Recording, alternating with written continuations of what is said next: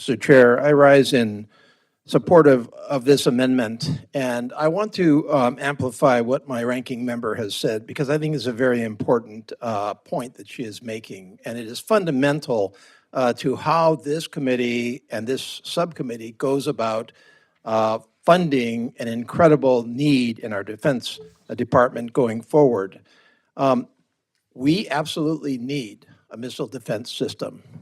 Any of us that study the advances of our adversaries or potential adversaries, any of us that study the rapidity of change with weapons systems today and extrapolating out into the future understands that we have to continue to develop a missile defense system that, even if it doesn't deliver 100% defense, which no missile system does, we've seen that even in Israel with Iron Dome, that we still have to move in this direction. And to fail to move in this direction is irresponsible. And so this is very, very much an endorsement of continuing down this road. And I say that not just for our country, not just for our allies, but I say it for my state, because I'm in the third island chain here. Missile defense is a very personal thing to me in Hawaii, being within range of all of the missiles.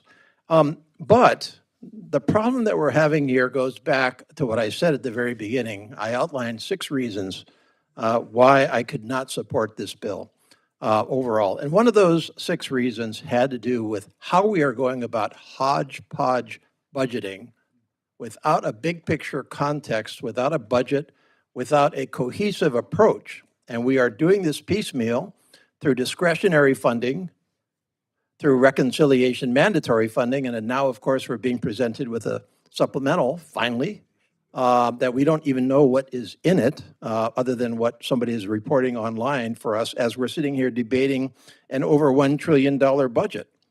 And so the problem here is that we are taking a critical need that is going to cost a lot of money. Let's not be under any illusions. The missile defense system is going to be one of the most expensive and complicated and yes, subject to fraud and abuse efforts that we are ever undertaken in this federal government, and yet we have to do it all. But we should be doing it in an organized, orderly, coordinated way.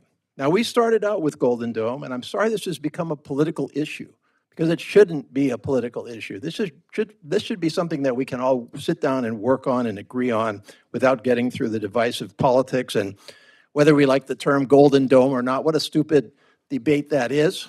We need something, right? Let's call it, I don't know, let's call it something other than Golden Dome for the second.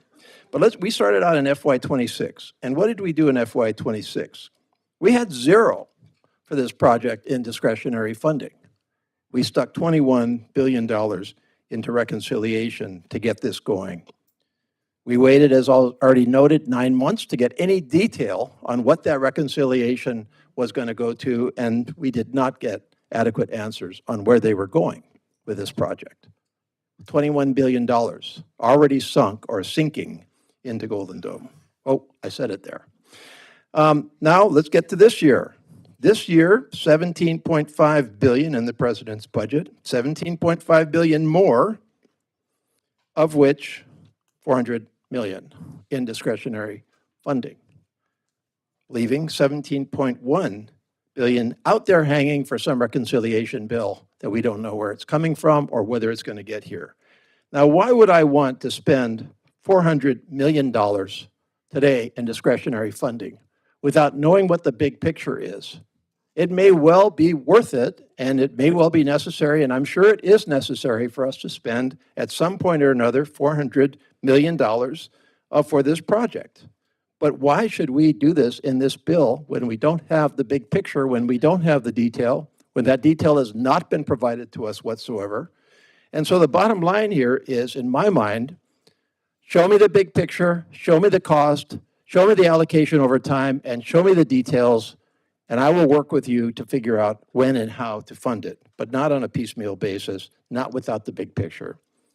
So I support this amendment for those reasons, and I yield back.